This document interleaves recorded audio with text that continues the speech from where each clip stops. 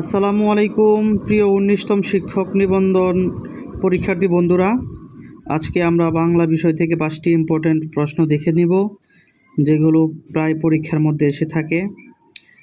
1 নম্বর হচ্ছে, বাংলা ভাষার মূল উৎস কোনটি? কানাড়ি ভাষা, বৈদিক ভাষা, হিন্দি ভাষা, প্রাকৃত ভাষা।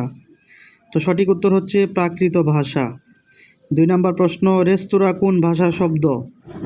ওলন্দাজ, জাপানি, ফরাসি, ইংরেজি। সঠিক উত্তর হচ্ছে ফরাসি। 3য় প্রশ্ন, নিচের কোনটি পারিভাষিক শব্দ? টপর, গাছ, মন্ত্রিপরিষদ, বালতি। সঠিক উত্তর হচ্ছে মন্ত্রিপরিষদ। 4র্থ প্রশ্ন, হরতাল কোন ভাষার শব্দ? পাঞ্জাবি, হিন্দি, জাপানি, গুজরাটি। সঠিক উত্তর গুজরাটি। 5ম প্রশ্ন হচ্ছে, পরীক্ষা শব্দটির সঠিক সন্ধি বিচ্ছেদ কোনটি?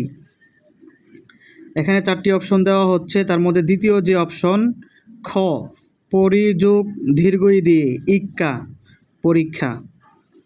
তো সম্মানিত ভিউয়ার্স, আজকে এই ছিল 5টি ইম্পর্টেন্ট প্রশ্ন। আশা করি খাতায় লিখে রাখবেন। দেখা হবে পরবর্তী কোনো ভিডিওতে পরবর্তী কোনো 5টি ইম্পর্টেন্ট প্রশ্ন নিয়ে। ভালো থাকুন, সুস্থ থাকুন।